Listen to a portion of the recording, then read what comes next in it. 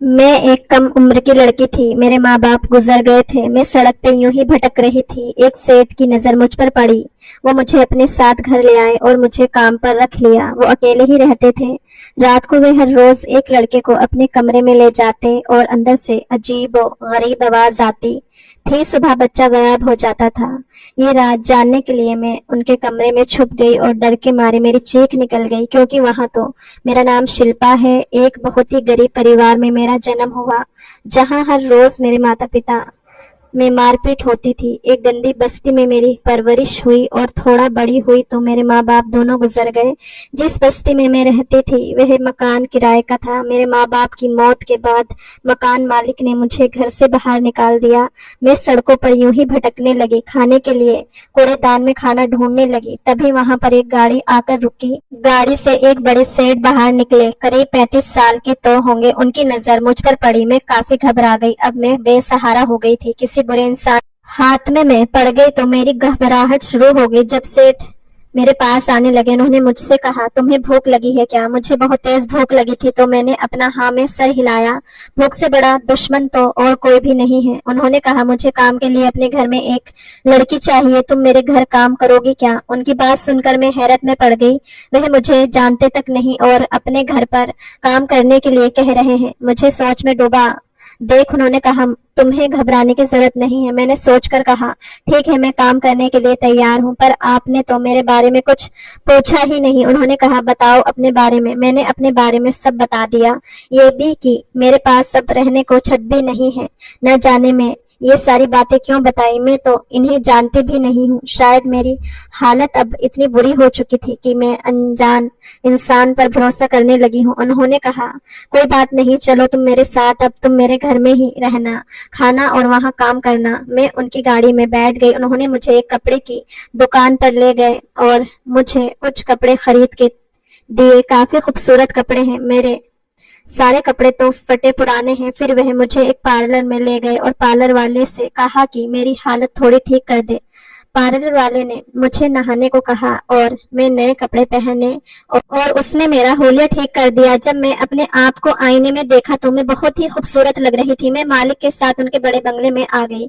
मालिक घर पर अकेले ही रहते थे। उन्होंने मुझे अपना काम समझा दिया और रहने के लिए एक छोटा सा कमरा भी दे दिया। रात को खाना खाने के बाद वह कहीं बाहर चले गए। फिर अपने साथ एक बच्चे को ले आए। उसको लेकर अपने कमरे में चले गए। मुझे बहुत ही अजीब लगा, पर मैं अपने कमरे में सोने चली गई। अचानक कुछ अजीबो गरीब आवाज से मेरी नींद खुल गई। मुझे लगा आवाज कहाँ से आ रही है। देखने के लिए मैं उठी, पर मैं हैरत में पड़ गई। ये आवाज मालिक के कमरे से आ रही थी। मैं अपने कमरे में वापस आ गई। मालिक के साथ रहकर मुझे रहने के लिए अच्छा कपड़ा और अच्छा खाना मिल रहा था। मैं काफी खुश थी और मैं सुनहरे सपने में डूब गई। जब सुबह हुई तो मैं कमरे से बाहर निकली और अपना काम करने लगी। मालिक का कमरा बंद था। शायद वह अभी सो रहे थे, लेकिन जब वह अपने कमरे से निकले मैं बहुत ही हैरान हुई। जो बच्चा कल रात उनके साथ उनके कमरे में गया था वह वापस नहीं आया। मालिक ने मुझसे कहा था कि तुम पूरे घर की सफाई करना, खाना बनाना और घर की सारी जिम्मेदारी उन्होंने मुझे थमा दी थी। बस उन्होंने कहा था कि मेरे कमरे और बेसमेंट में कभी भी मत आना। मैं अपने कमरे की सफाई खुद करता हूँ। मैं सारा काम कर लिया, पर उनके कमरे की सफाई को छोड़कर बेसमेंट में तो ताला लगा रहता था। मालिक दिन में कहीं बाहर चले गए, शायद अपने काम पर गए होंगे, पर उनका कमरा लॉक किया हुआ था। जब शाम हुई तो वह वापस आ गए। जब रात का खाना तैयार हो गया तो मैंने उन्हें बुलाया। मैं उन्हें खाना परोसा तो उन्होंने मुझसे कहा, तुम बहुत ही अच्छा खाना बनाती हो। ये सुनकर मैं तो मुस्कुराने लगी। खाना खाने के बाद वह फिर से कहीं बाहर चले गए और अपने साथ किसी दूसरे बच्चे को लेकर आए और उसे लेकर अपने कमरे में चले गए। मैं सोने चली गई, लेकिन आज भी अचानक ही मेरी आंख खुल गई। मुझे वह अजीबो गरीब आवाज फिर से आने लगी। न जाने क्यों आज मेरे दिल की धड़कन तेज हो गई। सुबह मैं जल्दी उठ गई और बाहर काम करने लगी। बस मुझे ये जानना था कि वह बच्चा वापस निकलेगा या नहीं। पर मालिक के उठने के बाद अपने कमरे से अकेले ही बाहर आए। बच्चा फिर से गायब था। ये रोज बच्चे को लेकर कमरे में जाते, फिर अकेले बाहर क्यों आते? बच्चा कहाँ जाता है? कहीं मेरे मालिक कोई गलत काम तो नहीं करते? है मुझे मन किया मैं उनसे जाकर पूछूं, पर डर के मारे मैं चुप रही। मुझे नई नई नौकरी मिली है, अगर उन्होंने मुझे बाहर निकाल दिया तो मेरा क्या होगा। लेकिन फिर मुझे ख्याल आया कि मैं इस घर में उनके साथ अकेली रहती हूँ, अगर मेरे साथ कुछ हो गया तो। पर मैंने एक बात गौर किया था कि मालिक कभी भी बुरी नजर से मेरी तरफ नहीं देखा। अपने साथ हमेशा लड़कों को ही लेकर आते। ये रोज रोज चलने लगा। रोज कोई ना कोई लड़का उनके साथ कमरे में जाता, उनके कमरे से आवाज आती और लड़का गायब हो जाता है।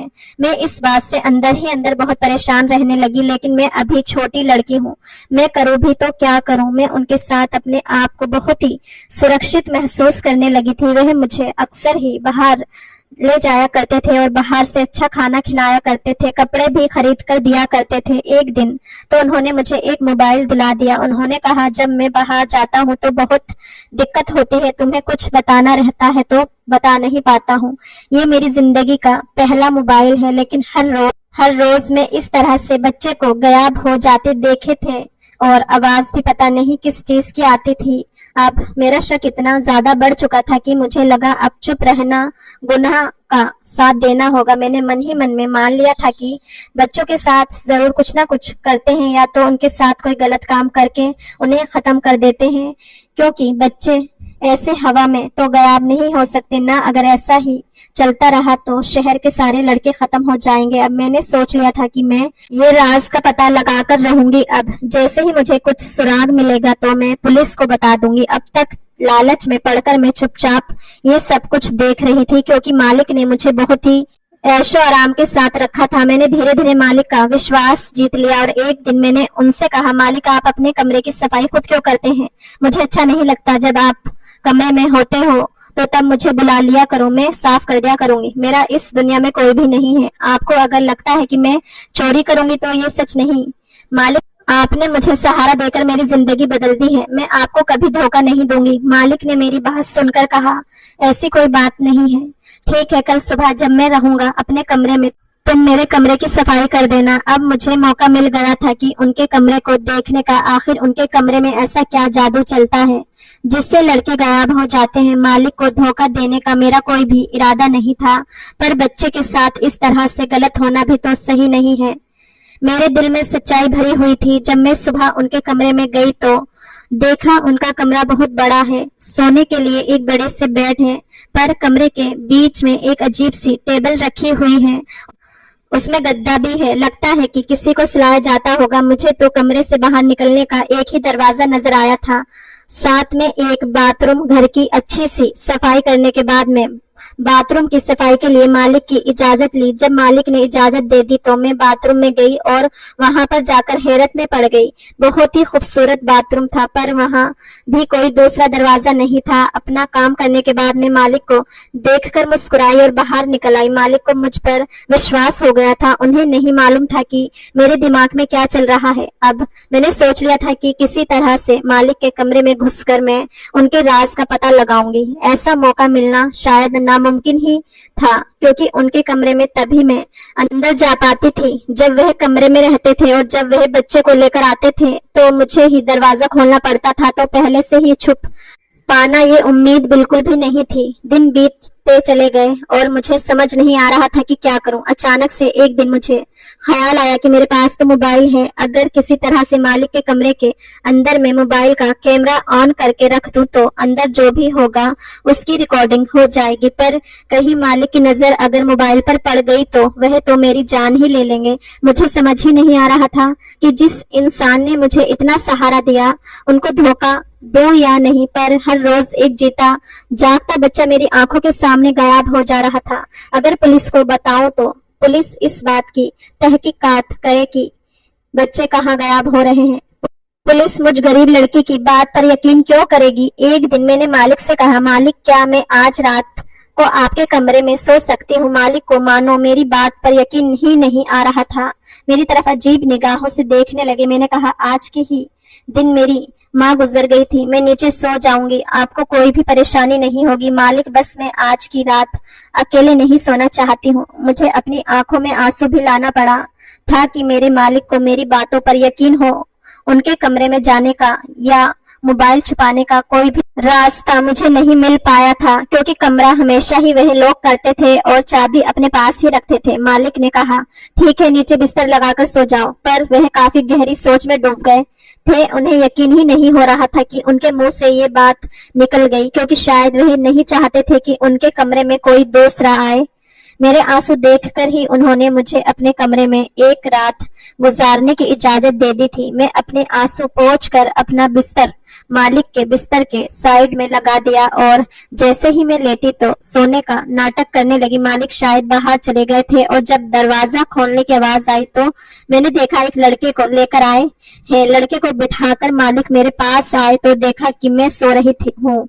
वे फिर से उस लड़के के पास चले गए। मालिक ने अपने लैपटॉप में कुछ चलाया और एक अजीब सी आवाज वहां से आने लगी। अब मुझे समझ आया कि वह अजीब सी आवाज लैपटॉप से आई थी। फिर कुछ चीज जलाया जिससे कमरा धुएं से भर गया। वह धुआं कमरे में फैल गया और थोड़ी देर में मैं बेहोश हो गई। जब मेरी आंख खुली तब सुबह हो चुकी थी। मैंने देखा मालिक बिस्तर पर लेटे हुए हैं और बच्चा सही सलामत टेबल के ऊपर लेटा हुआ है। मैं भी चुपचाप लेटे हुई थी। मैं देखना चाहती थी कि आगे वह बच्चे के साथ क्या करते हैं। उन्होंने करीब 7 बजे बच्चे को उठाया और खिड़की के पास ले गए। मुझे अब तक वह एक शीशे ही लगा था, लेकिन ये तो दरवाजा है। वहां से बच्चे को लेकर निकले और शायद किसी के हवाले कर दिया। शायद बच्चे के माता पिता हो। माता पिता ने हाथ जोड़कर उन्हें प्रणाम किया और वहां से चले गए। उनके जाने के बाद मैंने उठने का नाटक किया। मैं मालिक के पास गई और कहा, मैं इतनी देर तक कभी नहीं सोई हूँ, पर पता नहीं क्यों आज मेरी नींद नहीं खुली। मालिक मुस्कुराए और कहा, कोई बात नहीं। मुझे इस बात से खुशी हो रही थी कि मालिक बच्चों को खत्म नहीं करते, उन बच्चों को उनके माँ बाप के हवाले कर देते हैं। ऐसे ही 7 महीने बीत गए। मैं धीरे धीरे मालिक का विश्वास जीतने लगी। मालिक का मुझ पर पूरी तरीके से विश्वास हो गया। तो मैंने एक दिन पूछा कि आप इस तरह से बच्चे को अपने कमरे में ले जाते हो, क्या कोई इलाज करते हो? पर उन्होंने जो कुछ भी कहा उसे सुनकर मुझे यकीन हो गया था कि मालिक अच्छे इंसान नहीं है। वह इन बच्चों के साथ कुछ गलत काम करते हैं। अब मैंने ठान लिया था कि मैं इस राज का पता लगाकर ही रहूंगी।